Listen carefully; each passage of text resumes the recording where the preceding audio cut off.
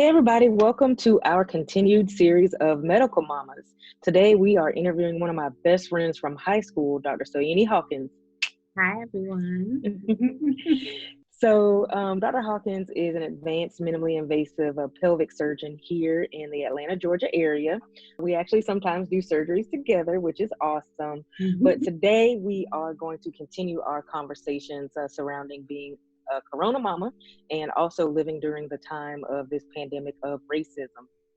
So I just want to start out by having you just tell our audience, tell us about who you are and your family was before Corona. Oh, wow. Okay. Because it's changed a lot. It's changed plenty. As Dr. King said, I am a minimally invasive gynecological surgeon. I'm in private practice. So I have a husband and two young sons. So Osei Jr. is 8 years old. He's a rising second grader, and Amari is 5 and about to start kindergarten. So before Corona, our lives probably looked like every other's. I was a busy working mom, doctor by day and mommy wife by evening, weekend, and any other time that I could have it. That was, my favorite thing to be. Since Corona, I guess the whole running joke of being stay-at-home mom, teacher / work from home, entrepreneur, whatever it is. Everybody was finding new businesses and new ways to make cash flow. We were probably trying to all be prime delivery people to work at the grocery store. A little DoorDash, a little Grubhub. A little everything. Something frontline, yeah. That is what I turned into. And now I would say with our second wave of a pandemic, with this public health crisis and racism that is boldly in our face like it's never been before, in my opinion, I am a worried mom. So I feel like I've had kind of 3 stages of my 2020. My mind constantly goes to my children more than anything else more recently. Yeah.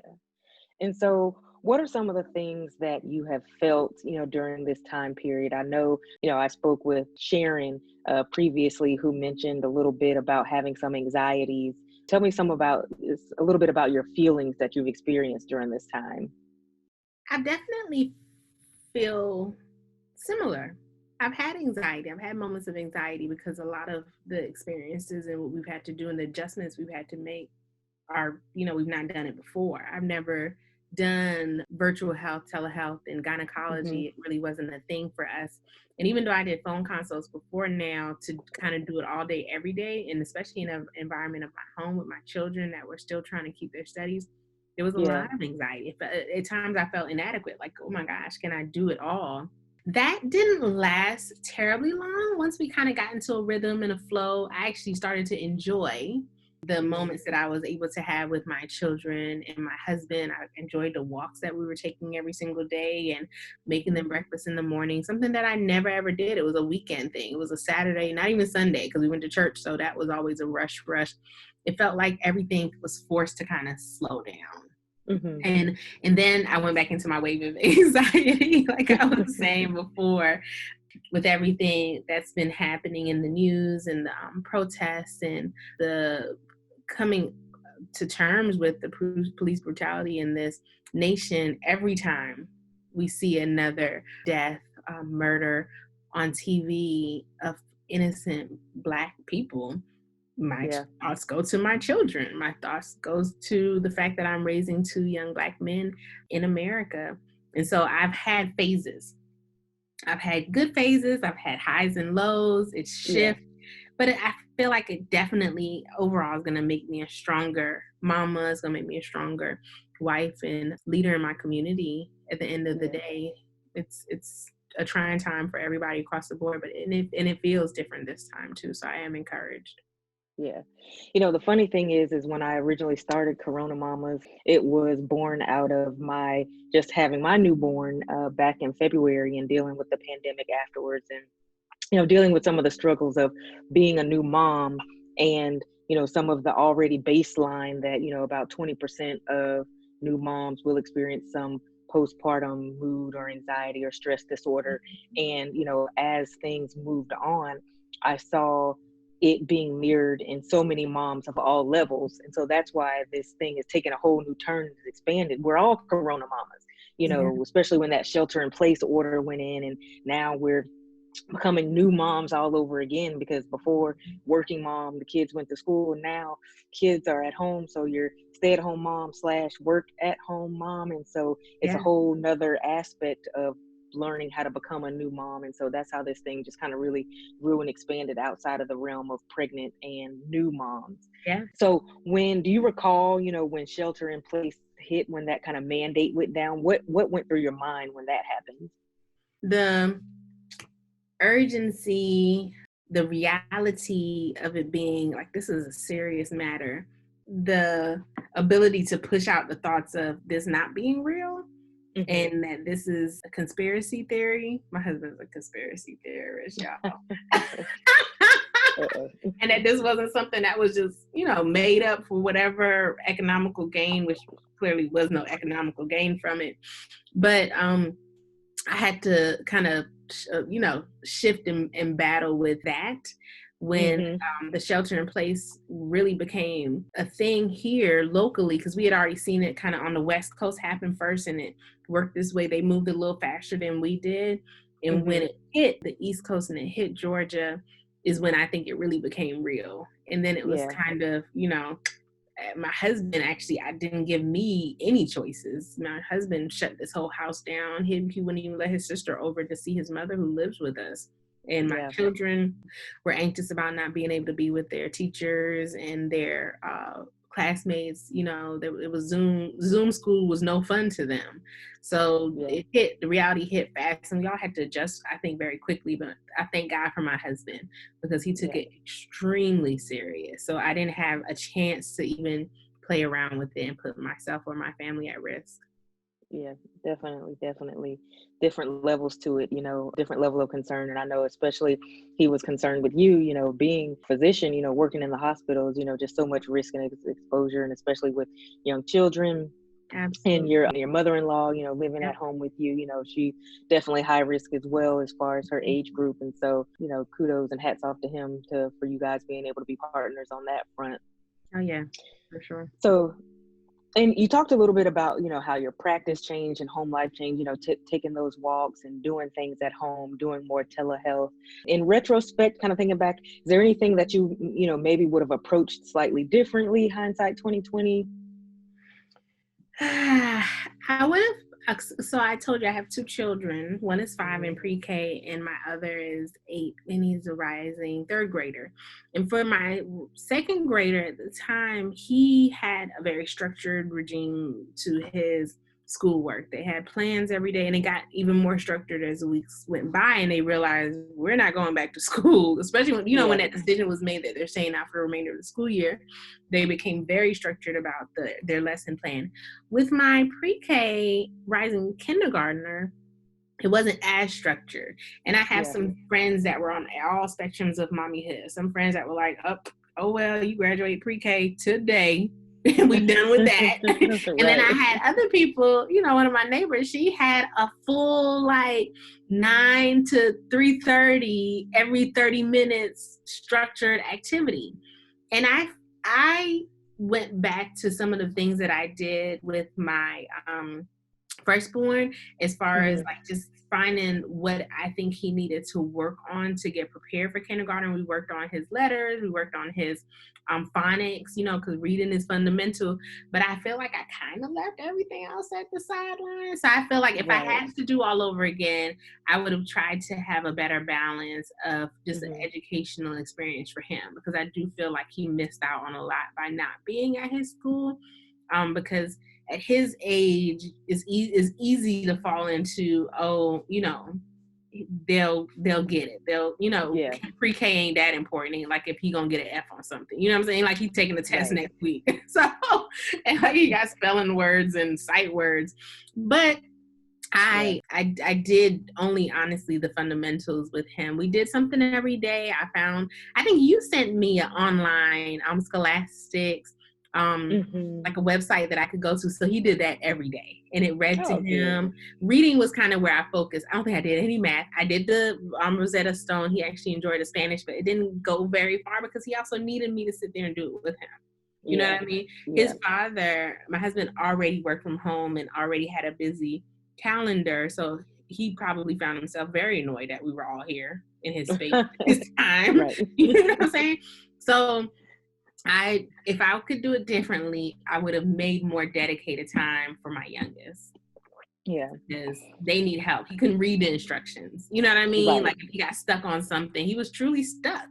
Whereas Yeah. my 8-year-old might have could have navigated and figured it out. So I would have made more time for my Omari and his schooling. Yeah. And so now, what do you think the upcoming school year is going to look like? You know, what are your thoughts and feelings about going back into the classroom? I don't know how they're gonna do it. Okay, so let's talk about how I felt in the last week. So in the last week, with all that has been going on in the nation and the mass protests, and honestly, they're mass gatherings. So there's still these restrictions on, no mass gatherings for any sporting events, no concerts, no nothing. But the protests have been mass gatherings. And I do feel like the nation has relaxed a little bit in our coronavirus precautions because of that, even though most people that are out are wearing masks. I mean, there's no social distancing whatsoever. Right. And just the week prior to then, we were kind of on the slide condemning the people that we saw on TV that was down, that were downtown at the restaurants just chilling like it was 1999 again. I mean, we have shifted, I think, in the last week in some of our just precautions that we were taking. So I think this next month is going to be telling as to where our comfort levels will be, especially when we think about the children going back to school. Because I would say 2 weeks ago, I was like, how are they going to do that? What school, what new building are they attaching to this school to socially distance and really keep these children, you know what I mean, in school? But now I feel like over the next month is really going to be our test as to what happens with our rates. Are we going to see a spike? Like, what is the laxity going to end and look like in a couple of weeks? And then we'll find what our comfort levels. So I don't know how to answer that question right now. It would have been a different answer 2 weeks ago. Yeah, definitely. Times are changing and we're seeing how things are going to respond to the opening up. And I think, a lot of that is going to let us know, what to fear and what to expect potentially, for the upcoming year and what that's going to look like. So, yeah, I told him I want to go back to the gym, and he was like, just hold on. Let's just wait on that. Yeah. Shut it down. Yeah. So, we're coming down towards the end, but just wanted to go back a little bit and address a little bit more the other public health crisis that we are facing now. And that's, the public health crisis of racism. We saw it, initially with coronavirus and all the disparities that were exposed within the health system with African Americans, Black and Brown population. But now recently with the killings of Breonna Taylor and Ahmaud Arbery and George Floyd, tell me, how does all this make you feel? Scared and tired. I feel like I've gone through, again, a roller coaster of emotions around the whole topic of race discrimination, police brutality in this country. And I think that my sensitivity in it is not for myself. As I said before, my first and foremost thought is about my children and my husband. You know what I mean? Last week, he was like, I can't stay in this house. I gotta get out. I gotta walk. I want to go around the neighborhood. 9:00 at night, my first thought is, I'm gonna need you to take off that black hoodie, or I'm gonna need you not to walk with the white t-shirt on, or make sure you bring this dog with you so you look like you belong at least a little bit in this neighborhood. And it's tiring. It's confusing. My children are too young to really understand, but to the extent that we can explain a little bit about what's going on, they don't get it. And I don't want them to, because I also want to make sure that I'm not building any fear in them. You know what I mean? I don't want to to compromise their innocence with fear. So it's just it's a ball of emotions about all of it. My thoughts don't go to myself And I'll Yeah. even be selfish enough to say my thoughts don't go to the rest of the world. They do, but I think about my children. But I feel Yeah. like I'm sensitive also to the health disparities and the public health issues that come from it. And I'm hoping that we can use it as a platform to talk about what has always been very, very present in that, there's discrimination, there's fundamental racism and discrimination almost on every front. And for us, Yeah. the health issue is a big one. Is there. Yeah, it's funny because you were talking about how your mindset changes and switches when everything goes on, when you think about your family and everything. And, we just recently made 2 trips to Florida surrounding, my grandmother, her ailments, and we put her on hospice a few weeks back, and then she went ahead and passed on. And so we had to go down for the hospice. Hey, we're going to go down and drive while she's asleep. So we left at like midnight so we could ride, while she was all asleep. And then, the George Floyd killing happened, and just all of the protests and the curfews and things like that. So when we went back down for the funeral services, I'm like, we can't drive in the middle of the night. There's some darker areas down there in South Georgia, northern Florida, that you have to drive through to get back to the Orlando area. And, I'm telling my husband, I'm like, we can't drive through that right now. And so it's very scary how sometimes you have to completely shift and change your life and think about that, as simple as, driving from point A to B.